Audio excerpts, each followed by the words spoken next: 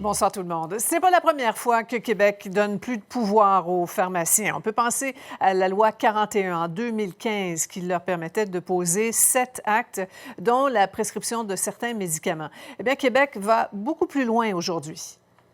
Permettre aux pharmaciens de prescrire et d'administrer des vaccins, comme c'est le cas dans les autres provinces canadiennes. Voilà. Alors, Bénédicte, c'est un pas de plus pour désengorger les urgences. Ça, c'est certain, Sophie, quand on pense au renouvellement de prescription, par exemple, vaccination pour la grippe, ça risque de faciliter les choses et c'est l'objectif de ce projet de loi 31 qui a été déposé.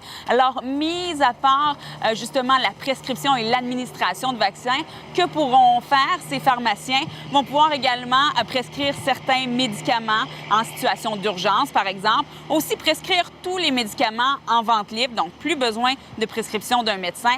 Ajuster, prolonger des ordonnances de tous les prescripteurs, plus seulement des médecins, et aussi prescrire, interpréter des analyses de laboratoire, des analyses d'autres tests également. Alors oui, c'est un pas dans la bonne direction. C'est ce que tous les intervenants du milieu disent. On a d'ailleurs parlé avec l'Ordre des pharmaciens. J'ai pu discuter avec une pharmacienne également. C'est certain, Sophie, que ça va nécessiter de la formation pour que les pharmaciens et les pharmaciennes puissent donner la vaccination, mais on voit vraiment ça d'un bon œil. Je vous laisse entendre.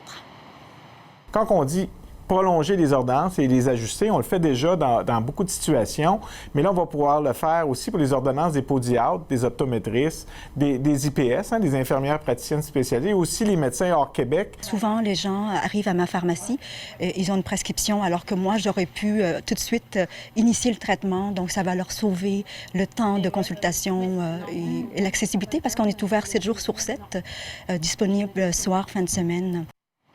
Oui, ça aussi, c'est utile. Bénédicte, est-ce que la nouvelle est bien reçue par les patients?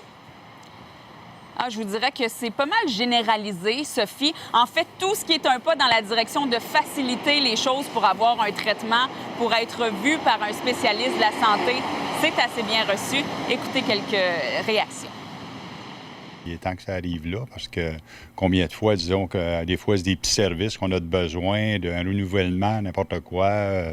Je pense que les pharmaciens sont assez connaissants des médicaments, des fois même plus que les médecins. Je trouve qu'il y a des bons côtés, mais j'ai des petites inquiétudes. C'est une bonne chose, comme ça va désengorger un peu. Non, ils sont bien, les pharmaciens. Et Québec doit encore s'entendre avec les pharmaciens pour la rémunération des actes, Sophie. On ne verra pas ça avant l'automne, par exemple. Donc, ce programme qui sera mis en place, ce projet de loi. Merci beaucoup, Bénédicte.